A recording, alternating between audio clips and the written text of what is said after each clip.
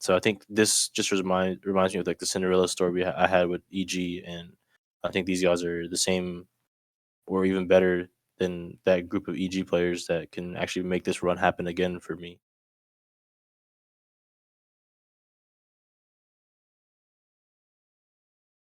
Hey guys, this is Pedro back with another interview, this time covering VCT Americas Stage 1 2025. During the media day, of course, my guest at this time is none other than JAWGEMO of G2 Esports, coming off of their appearance in Masters Bangkok, in which they finished runners-up in the event, and will try to continue that momentum into Stage 1 and everything beyond that. And so, Jog, thank you so much for another interview, this time, as I said, in this part of the calendar. As we're now preparing into Stage 1, gotta ask you the obvious opener. How have you been kind of spending the break in quotation marks at this moment in time? Uh, Came back from Bangkok, and I think Waylay came out a couple days after I came back, so I took a full day off when I first got home just to reset the schedule. I think I clocked in after that Waylay came out. I think I clocked in like 50 hours on Waylay in the first couple days. That was out first few days that I was out. After that, I had a bunch of content, so I didn't really have time for that either. I just had content from G2 asking, and then for Riot. So I mean, it's just been a week. I mean, I couldn't take no days off because I gotta be ahead of the other players, of course. No, no, for sure. Definitely understand the mindset of a player like yourself. And since you already mentioned it right there about your play of Waylay, logging in around 50 hours, crazy in itself, but not really crazy because it is from a pro player.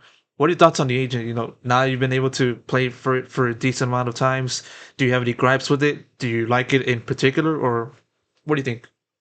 I would say it's pretty insane that I finally get the entry and then go behind my teammates and re-entry later. Like I'm first point of contact, get the entry, go in, dive, then I get to refract backwards, and then I mean it's an ongoing joke on my team, but I get to bait them. I get to go back and bait them. But I mean it's for a good cause and for a bad cause. It could be either or. But I think the age is pretty well rounded. I think there's some like kinks that need to be worked on a little bit.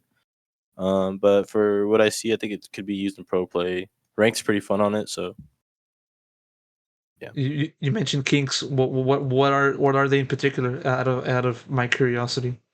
I think I mean there's like a lot of bugs going on with it, so I think those will just get obviously fixed pretty easily. I would say maybe just the ult's a little bit slower than I imagined, but I mean it's not really like a raise ult or like a it's like a your ult or like like a regular duelist ult where it's like either a bunch of space or it is a bunch of space for the duelist, obviously, but it's not like a kill ability, whatever the case is. But I think the ult can just be faster timed, as in like you press it, maybe it's a second and a half less, to actually execute the ult than what it is right now. Plus, after you ult and you click somewhere else, it goes somewhere else. It's kind of weird. I don't know. Like you click where you want it to be, then you look a little bit left or right. It might go over left or right, so it's a little bit weird. But besides that, I think the refract is pretty cool. The stun grenade's pretty cool. Because I think everybody gets like everybody's floating whenever you like hit them with the C grenade or the ult. So it's pretty cool. I mean, I remember like asking these types of questions to other players, especially when Tejo came out before the start of the VCT season, and mostly looking at kickoff. And a lot of the times, people would tell me like that agent was kind of broken at the time, which is usually the case for recently released agents. So, I mean, what I'm trying to ask you for this case, Jogimo, is do you kind of feel like Waylay is at that level, or do you feel like it's not really at that level? And also, you also mentioned a little bit about its presence in the meta. Do you feel like it's going to be present also in the league? I think it'll be presence in the league for sure. I think we'll see a little bit more than Jet. I would say on some Jet maps. I think it'll be able to replace the Jet. I think the movement abilities that people are not seeing from Waylay, like with the double dash, I think that's gonna be the best feature of the kit, of course. Obviously the refract too, but the double dash, being insulated with the double dash, kind of just having more utilities to help you entry. I think that's what's gonna make Waylay good. Even by herself with no like support util, I think is pretty good. there's a lot of outplays that you get to see. Um, it is a little bit hard to master without a lot of time in it yet. So I mean, within the past like week, I think I put like a lot of time into that character so I can bring it up to my coach and be like, "Yo, it's pretty good. Let's play it." But yeah. All I can say is that, well, from my assumption, we'll just have to have you put in a few more hours into the agent, then we'll probably see them debut in VCT Americas. So we'll see about that. But nevertheless, I want to now pivot back and cover, obviously, like looking back onto Masters Bangkok and how the G2 was agonizingly close from winning against over T1 in the grand finals. Obviously, it didn't really happen into that with them winning instead. So, nevertheless, want to ask you, JAWGEMO, how do you kind of look back on the experience in competing in Masters, making it to grand finals, and coming so close to beating T1 in said stage? From your point of view. I mean, winning like a bigger trophy before, I definitely didn't see like the flaws that I had in my gameplay. Having some mistakes that I never like got to like think of, because when you win, you kind of just you forget what made you win, if that makes sense. So like the mistakes you had. I mean, it is a team game as well, but like some mistakes I had, actually, I reflected back on through this event. Um, and I think that's gonna haunt me or make me a better. It's gonna haunt me, but make me a better player at the same time because I've learned from these mistakes. Same thing for my teammates. I mean, they were new to the international stage of a Masters, or I mean, they're not new to international stage. They're new to like a grand finals in an international stage. So I think I don't think any of us were nervous, but I think having this loss under our belt is kind of like a reminder of Japan and EG when we lost as well. Kind of just like we knew the mistakes, we felt the mistakes, we figured out why we had those mistakes and how we're gonna fix them now. I think so. I think this just reminds me of like the Cinderella story I had with EG, and I think these guys are the same or even better than that group of EG players that can actually make this run happen again for me. So um, thankfully, there's two more tournaments to play. I guess three if you want to include like another split. So thankfully, there's three more splits to play, two more big tournaments, two more trophies to come after. So yeah, I think we're gonna be just fine. I think that since we're all hardworking, we'll be just right back where we were back at the grand finals at one of these stages again. Yeah, because you mentioned a little bit on to the past, experience in Japan and Masters Tokyo when you were part of Evil Geniuses, and I remember like I think it was myself that asked a question to you during one of the press conferences in Thailand about similarities between that squad to this one.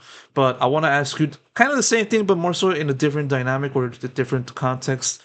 I remember the last press conference that you guys were in, after grand finals, didn't really last for 10 minutes, but nevertheless, Valent's answer about, looking back onto the series itself just gave me a sense of like the level of camaraderie and togetherness that you guys have had and have been able to build so far from the start of this year up until that current moment in time. And it's just a matter of just not looking at how the team performed in Masters, but more so the journey you guys have taken so far from the start to that point. And so, what I want to ask you, JAWGEMO, is looking at this squad and that squad, EG 2023, how do you compare them in terms of the togetherness and the overcoming of adversity that is placed upon you after suffering like a failure such as losing in grand finals? How do you kind of compare that kind of aspect? Um, I would say 2023 after we lost Japan. I definitely saw Potter put in a lot of work to like kind of get us back in the groove, trying to like get us back in like because we already knew we made champs. It was a little bit of an easier year, I would say, because you qualified to one event, you made all the events. This one is more of like, hey, we have to get these points. We have to make champs, obviously, to stay in the league. But have to get in these, have to get qualified for Toronto. So it's more of like a stepping stone in the process that Josh implemented in our brains. Like we have to get back there because we deserve to be back there. So having that thought process and learning and seeing like all the guys very sad after that loss, I mean, the motivation's still here because there's still events that we have to look forward to.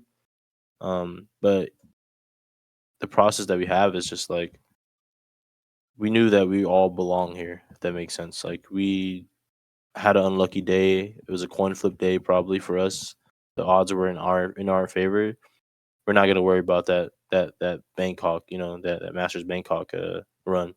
We're gonna take what we learn and try to improve and bring on to the next part of our career or our next part of our life, which is Toronto split one. So that all that motivation gets put into this split coming up right now, having to play against these teams coming up. We know we're better, but we still have to work harder than them to be where we were before. And I think Josh implements that in our head very well, and he knows how to like show show where we belong. So I think also with Valen's IGLing and him be able to like not pressure us, but make sure that we're all on the same page and make sure that we're all here together. I think he leads that that unit very good. Like he leads this unit very good because he knows this is his team. He wants to make sure that all five of us have that rising star potential one day. And he lifted his first trophy with me. So first franchise trophy with me, which was like the last kickoff one that we won. So after seeing somebody actually very excited to win and lift up a trophy, that motivates me to just see him lift that next trophy, which is going to be at international. So I think the squad's more sentimental more than EG. I think we all care for each other a lot more than I've seen before in like the last previous squad. Like I said, I never take away what EG taught me and what Potter taught me because I think Potter was a very good mentor when I was playing on that team. She brought me up from nothing whenever I asked for a trial, and this team just kind of like whatever she had intact for me a couple years ago is what I brought to this team as well, and it's showing like the hard work does pay off eventually. So I think that's what these guys are also known for as well. So I'm glad I can join a team that also wants to work hard and get the next trophy with me. And I'm glad to have also received another great conversation with you so far in this season. Hopefully, we can talk for more occasions later on down the line. But nevertheless, always eyes on the prize, and the prize being for doing well in stage one and qualifying for Masters Toronto. So, gotta focus on that first and foremost. But nevertheless, I'm gonna have to wrap up the interview here. JAWGEMO, thank you so much for the conversation, the answers, all of that good stuff, and of course, you already know how I'm gonna end this. Best of luck goes to yourself and the rest of the team for stage one. Thank you, Pedro. See ya. Hey, you too, man. Have a good rest of your day. You too, bro. Thank you.